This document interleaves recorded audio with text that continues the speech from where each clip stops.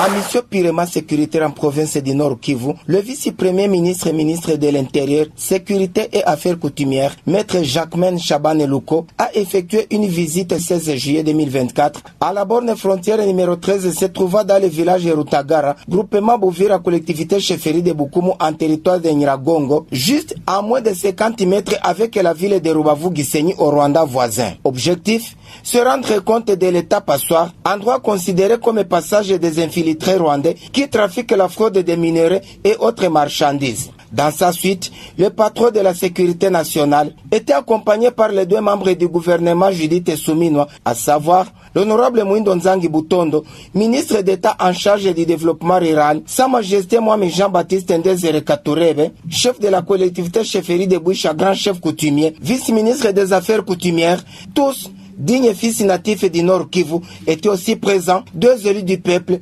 honorable Adele Bazizane Maeshe, député national élu du territoire de Nyiragongo, honorable Patrick Munyomo Basilwango, député national élu de la ville de Goma, les membres du comité provincial de sécurité, à la tête, le gouverneur militaire du Nord Kivu, général-major Peter Chirimwa Minkuba. Cette émission suicide d'un homme d'État marcha à pied dans les collines surplombant la collectivité chefferie de Bukumu, sous la haute protection des voyants FRDC, visiblement très colérique, à l'esprit de la vengeance du léopard, à la borne numéro 13, le digne fils de Nyabiondo en territoire de Massissi, la Suisse d'Afrique. Il a été accueilli par le chef coutumier de la collectivité chefferie de Bukumu, Sa Majesté Mwami Honorable Lebo Bakungu, grand chef coutumier, et l'aide de léopard qui veille à la sécurité de notre pays contre les agresseurs RADF M23, où il y a des explications concernant ce coin.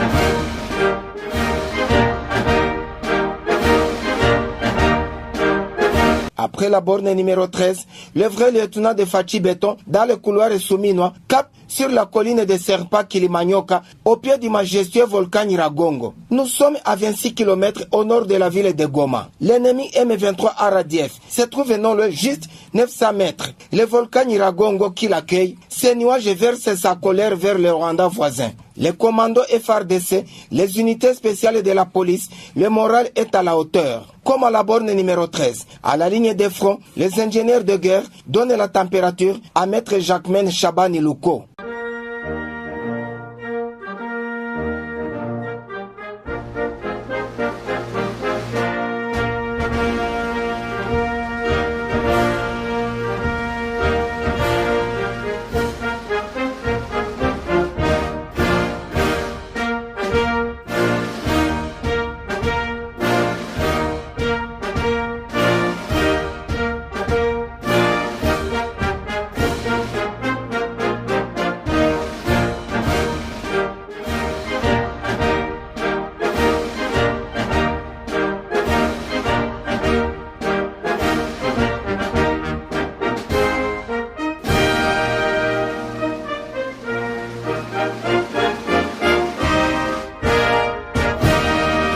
Mardi 16 juillet 2024, nous sommes à Kilimanyoka. Pour ceux qui connaissent bien la ville de Goma, le vice-premier ministre, ministre de l'Intérieur et Sécurité, maître Jacquemain Chaban, fait la descente ici, l'itinérance, aussi l'inspection pour remonter le moral des FARDC, les léopards qui sont tellement en colère, comme vous le voyez derrière moi, Appelez-moi Moussafir Moulopo Mustafa Kemal.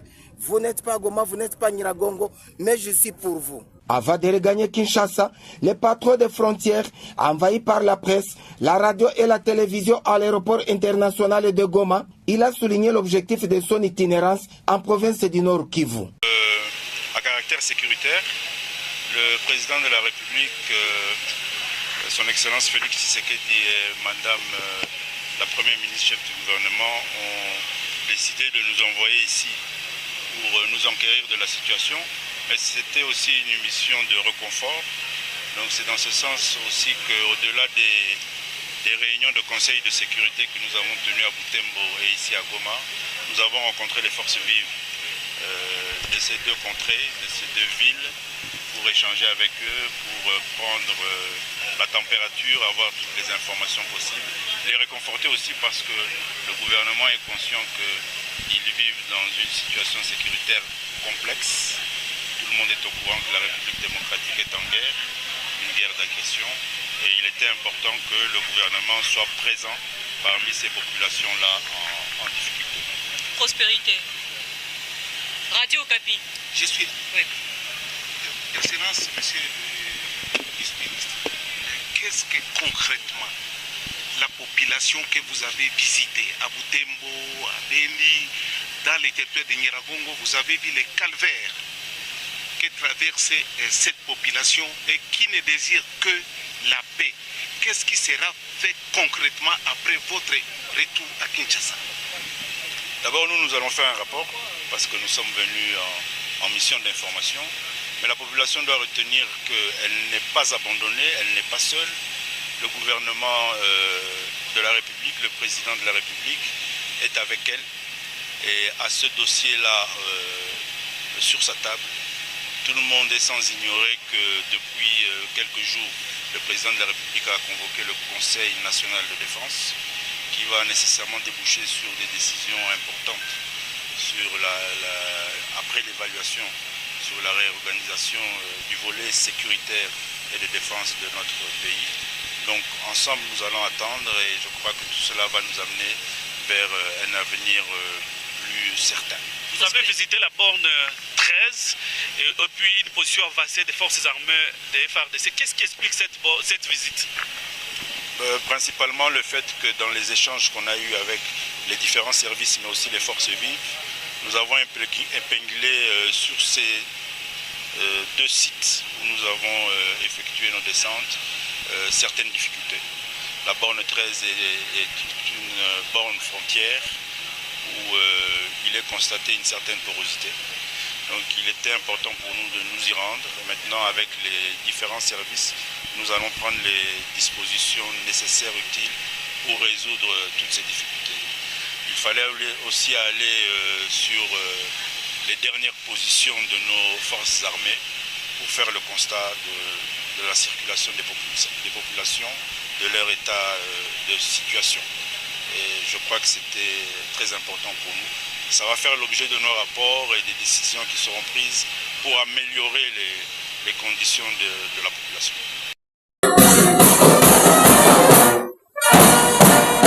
Excellence, monsieur le vice-premier ministre, ministre de l'Intérieur, Sécurité et Affaires coutumières. Excellence, le détachement d'honneur est rangé pour vous accueillir et vous rendre les honneurs à l'occasion de votre retour à Kinshasa. Je vous invite à passer le détachement revue. Le commandant de détachement, commissaire supérieur adjoint, Moussoungaï Moulen.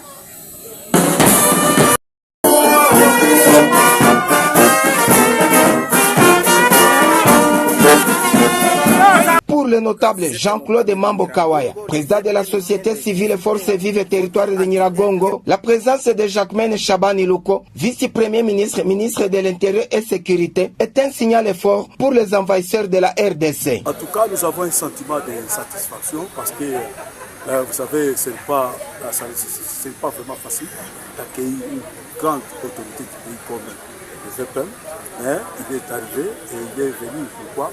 Il est venu juste pour palper les réalités et répondre aussi aux problématiques sécuritaires liées d'abord à la porosité des frontières au niveau de la borne 13, mais aussi liées aux opérations militaires contre les M23, d'où il vient d'arriver lui-même au niveau de Kilimanyoka. Donc c'est vraiment au niveau de la ligne de front, axe Kanyamaoro. Mais il a mis sa vie en danger? Oui, il a accepté. Vous savez, c'est un patriote, c'est quelqu'un qui aime ce pays. Raison pour laquelle il est venu avec toute sa délégation et a proposé à de certains membres du gouvernement, mais aussi de certains aussi parmi lesquels nous avons dit l'honorable Adel Bassissa, raison pour laquelle nous disons, en tout cas sincèrement merci, et nous espérons voir de grandes décisions tomber dans les tout prochains jours en faveur de la sécurité. Vous étiez à côté de lui quand le Mohamed lui donnait certaines explications, Sa Majesté le Bobakou. Qu'est-ce qu'il s'est parlé? Sa Majesté, le grand chef coutumier Mohamed Lebon, n'a jamais cessé de plaider pour la sécurité de sa population, raison pour laquelle il a été là, il était là plus tôt, et il a quand même exposé plusieurs problèmes liés à la bord de 13, et surtout à ce qui concerne les fraudes et la traversée de certains sujets rendés sans carte et leur séjour dans les territoires sans même avoir de permis, donc l'autorisation du gouvernement.